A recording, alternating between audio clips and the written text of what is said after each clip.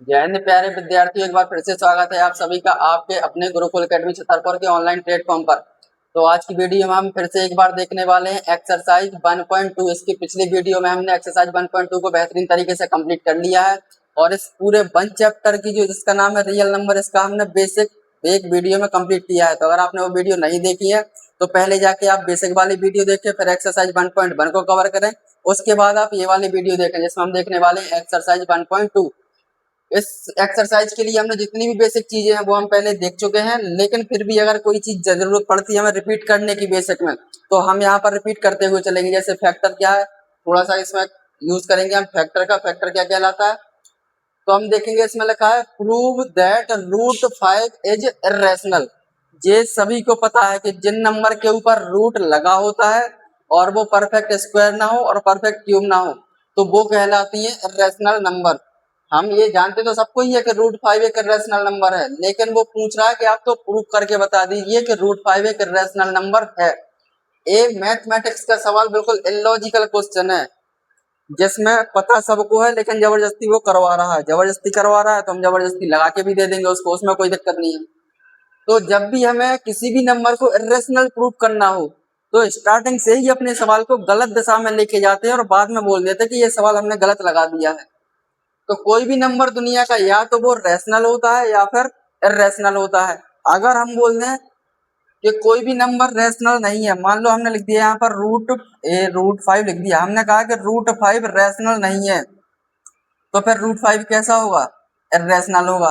अगर हम बोल दें कि 5 इर्रेशनल नहीं है तो फिर 5 कैसा होगा, रैशनल। यानी कुल मिलाकर कोई भी नंबर दो टाइप का ही हो सकता है, या तो रैशनल होगा या फिर होगा इर्रेशनल। तो चलिए हम देखते हैं हमें शुरुआत से करना क्या पड़ता है। सबसे पहले अगर हमें इर्रेशनल नंबर दिया गया है तो हम उसको रैशनल अज्यूम करके चलेंगे। तो हम यहाँ पर ले चलते हैं अपने सॉल्यूशन की ओर। तो हमारा सॉल्यूशन कुछ इस प्रकार से रहने वाला है। इन सवालों में बच्चों को डाउट बहुत होता है, तो आप बिल्कुल पेशेंस के साथ इस सवाल को चाहे एक बार देखना पड़े चाहे दो बार, लेकिन आपको समझ आएगा बहुत इजी तरीके से। तो अगर रूट 5 को इर्रेशनल प्रूफ करना है तो हम मान के चलते हैं लेट अस रूट 5 इज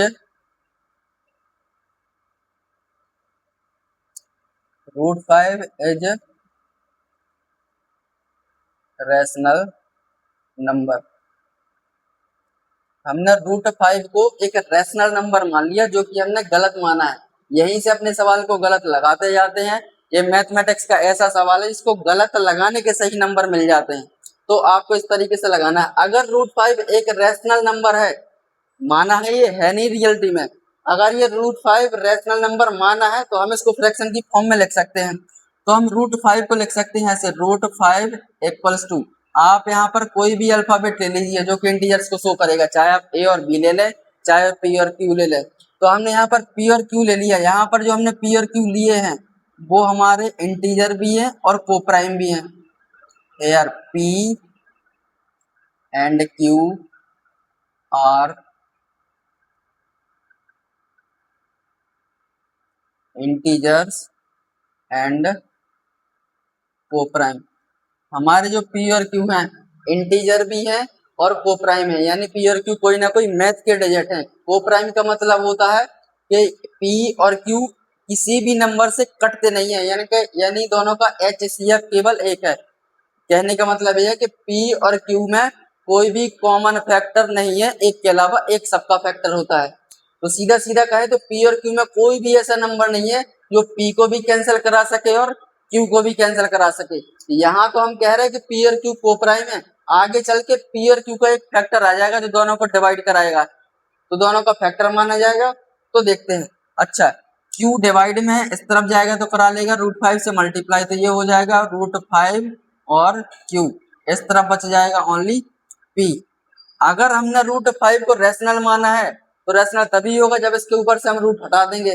किसी भी नंबर का रूट हटाना है तो आपको कराना पड़ेगा उस नंबर का स्क्वायर। तो अगर हम रूट 5 का स्क्वायर कराएंगे तो क्यू और पी को बुरा लग जाएगा, इसलिए फिर हम सबका स्क्वायर करा देंगे। तो इसका भी स्क्वायर करा देंगे और इसका भी स्क्वायर करा देंगे। अगर हमें स्क्वायर कराना तो हम यहाँ लिख देते हैं स्क्वायरिंग बोथ साइड। अब देखो जरा क्या करने वाले हैं, दोनों तरफ का हम करा देंगे स्क्वायर, तो रूट 5 क्यू का भी स्क्वायर करा देंगे और पी का भी स्क्वायर करा देंगे। ए स्क्वायर रूट 5 का भी है और ए स्क्वायर क्यू का भी है। स्क्वायर से रूट 5 का पी रूट खत्म हो जाएगा, तो यहाँ पर बच जाएगा केवल 5 और ये स्क्वायर क्यू के ऊपर आ जाएगा तो हो जाएगा क्यू स्क्वायर। इस तरफ बचेगा ओनली पी स्क्वायर। अब देखो जरा करना क्या है, 5 मल्टीप्लाई में इस तरफ आएगा तो डिवाइड में, तो ये हो जाएगा क्यू स्क्वायर बराबर पी स्क्वायर अपॉन 5। इसको नाम दे देंगे हम इक्वेशन नंबर 1। अब देखना जरा सीधी सीधी बात है, 5 किसको डिवाइड करा रहा है, पी स्क्वायर को। अगर 5 की डिवाइड पी स्क्वायर में जा रही है तो इस बात की पूरी पूरी गारंटी है, क्योंकि ये थ्योरम 1.1 कहती है कि जिस नंबर की डिवाइड पी किसी नंबर के स्क्वायर में जाती है तो उस नंबर की डिवाइड उस नंबर में भी जाती है। मान के चलो हम ये कहना चाह रहे हैं कि 5 की डिवाइड 10 के स्क्वायर में जाती है, तो इस बात की पूरी गारंटी है कि 5 की डिवाइड 10 में भी जाएगी, ये कहना चाह रहे हैं। तो अगर 5 की डिवाइड पी स्क्वायर में जाती है तो फिर 5 की डिवाइड क्यू में भी जाती होगी, तो हमें यहाँ पर ऐसा लिख के बताना पड़ता है, क्योंकि ये थ्योरम 1.1 कहती है ऐसा। तो हम यहाँ पर लिखे दे रहे हैं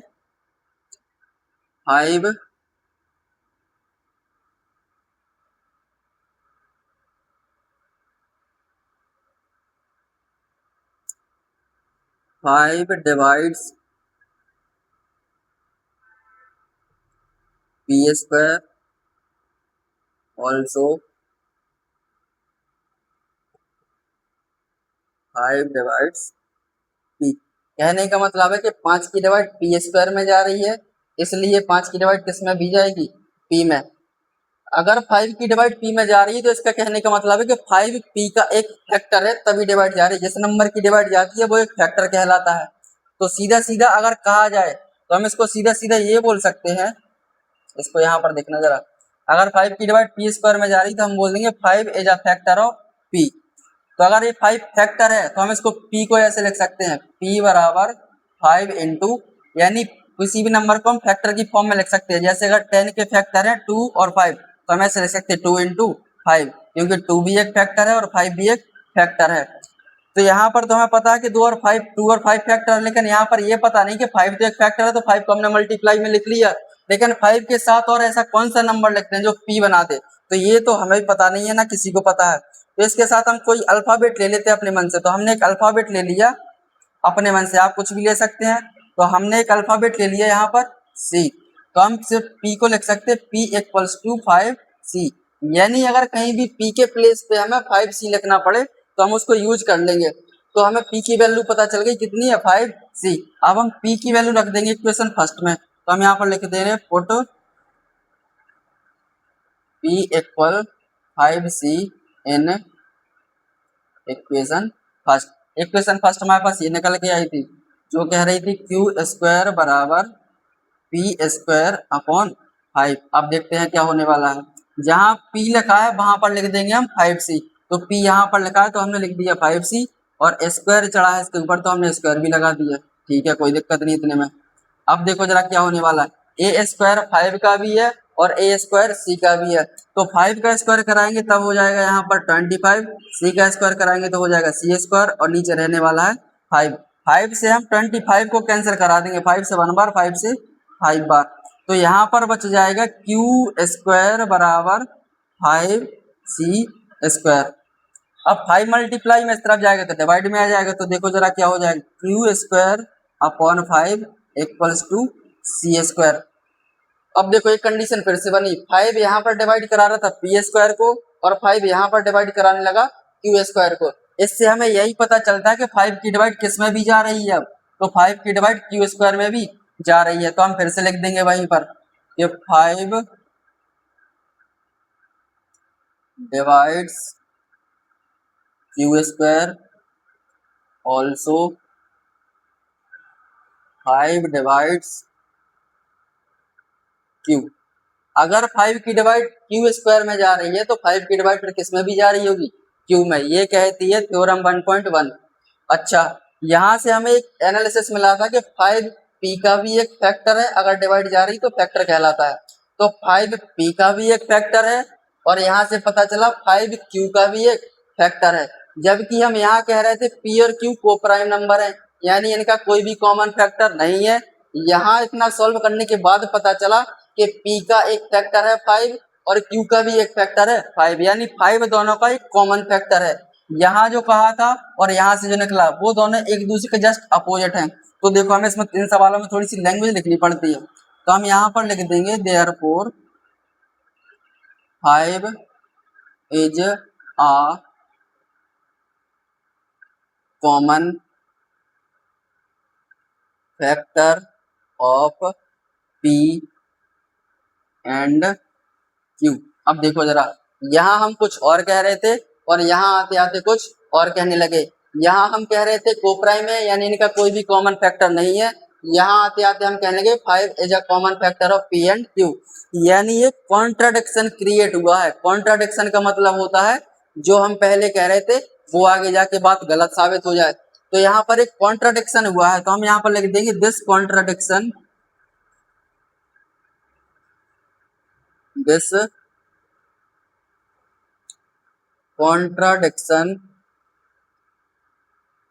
has arisen by our wrong assumption, यानी हमने पहले ही गलत मान लिया था।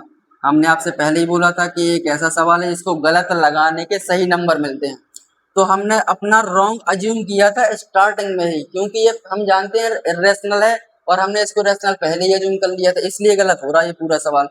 बाय अवर रॉन्ग अजम्पशन, ये तो हमारी जो अवधारणा है यानी हमारी अजम्पशन है वो सब तो हो गई गलत। हमने क्या अज्यूम किया था? रॉन्ग अजम्पशन दैट, हमने ये गलत अज्यूम किया था दैट क्या √5 इज रेशनल नंबर, ये हमने गलत मान लिया था, ये हमें मानना ही नहीं चाहिए था। लेकिन बच्चा अगर हम ऐसा गलत नहीं मानते तो हमारे सवाल का आंसर भी नहीं आने वाला। मजबूरी है इस सवाल में इस नंबर को जानते हुए भी गलत मानना, यानी पता भी है ये दुश्मन है फिर भी इसको दोस्त बना लिया है। दोस्त बना लिया है तो फिर भुगतना पड़ेगा। उसके बाद आपको लिख देना so we conclude that √5 is irrational. यहाँ हमारे सवाल का अंत हो जाता है, यहाँ पर आप लिख देंगे प्रूव्ड और यहाँ पर लिख देंगे आंसर। तो ये पूरा आपका एक सवाल का सॉल्यूशन है। किसी भी नंबर को अगर आपको रेशनल प्रूव करना है तो सबसे पहले आप देखेंगे उस नंबर को रेशनल अज्यूम कर लेंगे। अच्छा, ये क्वेश्चन था √5 के लिए। अगर आपको किसी भी रूट का निकालना है, यहाँ पर √5 है, अगर 2 हो जाए, 3 हो जाए, 6 हो जाए, 7 हो जाए, कुछ भी हो जाए, बस परफेक्ट स्क्वायर को छोड़ के, तो आपको सभी सवालों को बिल्कुल सेम लगाना है जैसा जैसा बिल्कुल लिखा है। तो आप इस सवाल को बेहतरीन तरीके से नोट कर लीजिए या फिर फिलहाल स्क्रीनशॉट ले लीजिए, लेकिन आपको नोट्स में लिखना ही लिखना है। तो हम एक सवाल और इसको हम कन्वर्ट करके बता दे रहे हैं कि अगर 2 होता तो क्या करना है, 3 होता तो क्या करना है। लेकिन एक सवाल आपके एग्जाम में आता ही आता है, बोर्ड के एग्जाम में, तो इस तरीके इस सवाल की आप बेहतरीन तरीके से प्रैक्टिस कीजिए। हम एक सवाल आपको कन्वर्ट करके बता दे रहे हैं कि अगर 2 होगा तो क्या करेंगे। तो देखो जरा, अगर 2 होगा तो सबसे पहले हम यहाँ से हटा लेंगे अपने 5 को, जहां जहां 5 लिखा वहां से हम हटा दे रहे, फिलहाल यहाँ से भी हटा दे रहे। अरे हट जा भाई।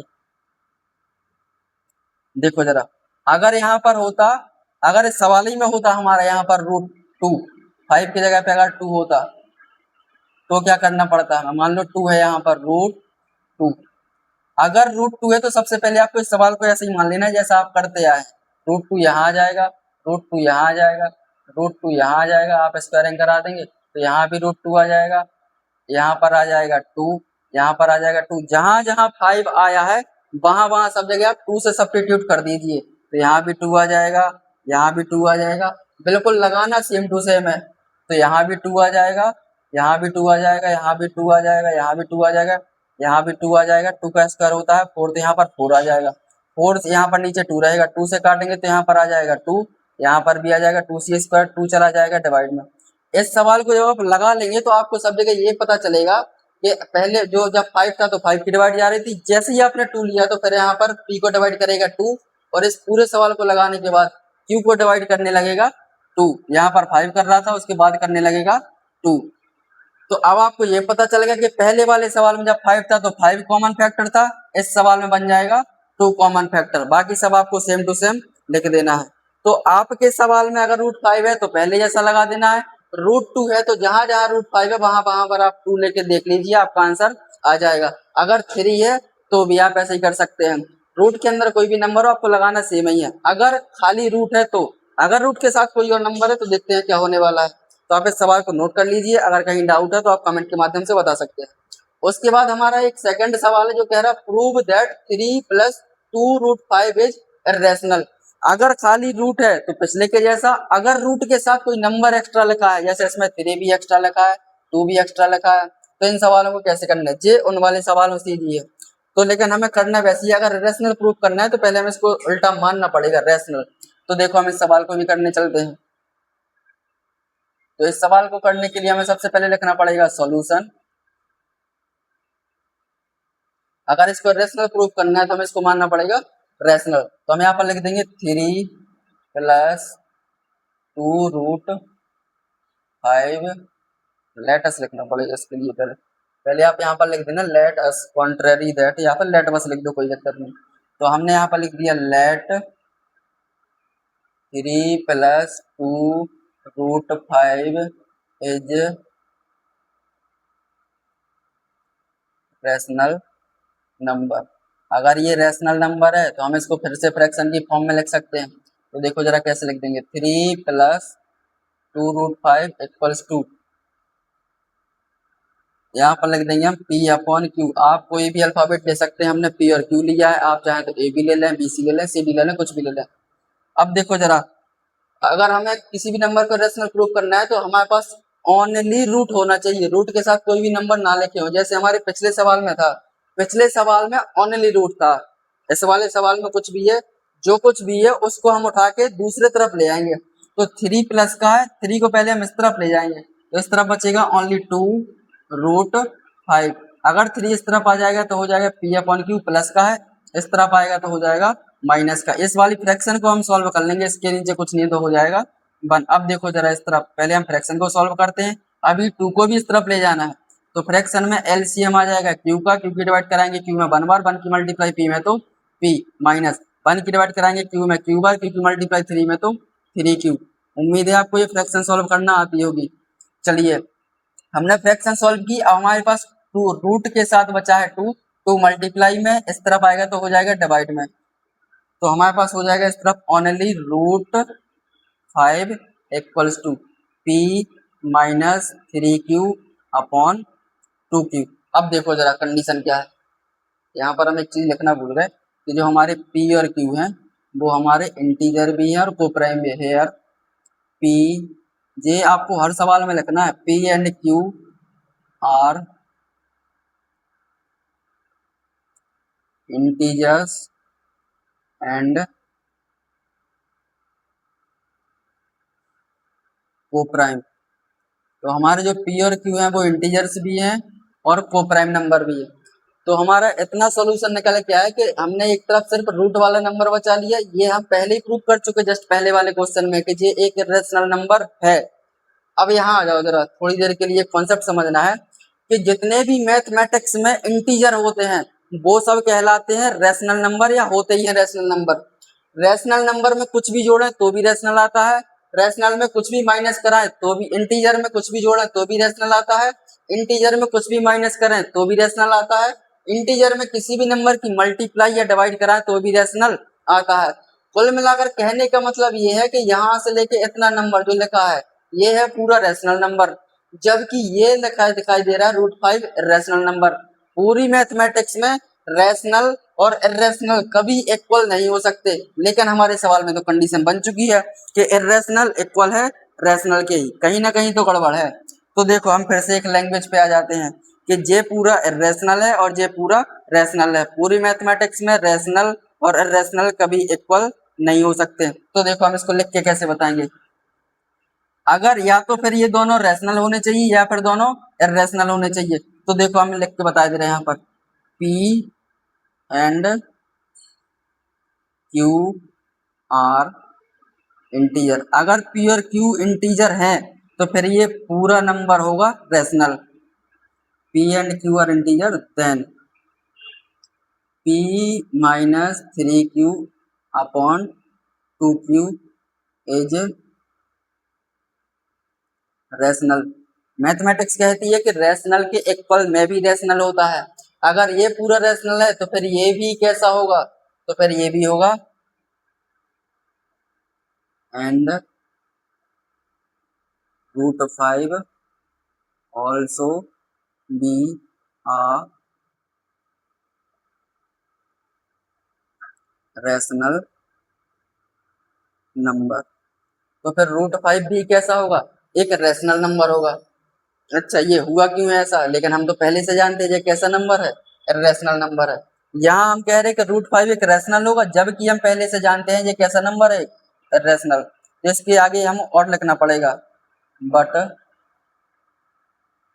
इसके आगे लिखना है आपको यहाँ से, but this contradict the fact that √5 is rational. अब देखो यहाँ एक कॉन्ट्राडिक्शन क्रिएट हुआ है कि हम जानते हैं √5 एक रैशनल है, जबकि यहाँ से प्रूफ होकर निकल के आ रहा है कि √5 एक कैसा है, रैशनल नंबर है। तो हमने वही पूरी लैंग्वेज लिख दी कि जे रैशनल है तो इसके बराबर वाला भी रैशनल होगा, लेकिन ये कॉन्ट्राडिक्शन क्रिएट हो गया कि √5 कैसा होता है, रैशनल नंबर। तो हम यहाँ पर लिख देंगे दिस कॉन्ट्राडिक्शन